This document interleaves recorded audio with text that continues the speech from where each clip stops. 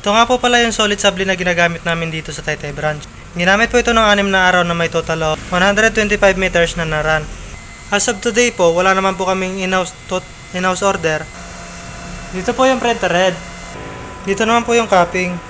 Ganito naman po yung tamang pag-head clean. Pindutin natin yung clean.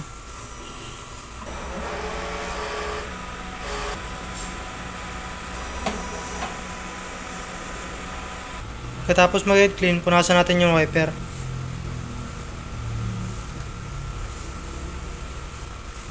Ganito naman yung tamang pag-nozzle test. Pindutin natin yung test.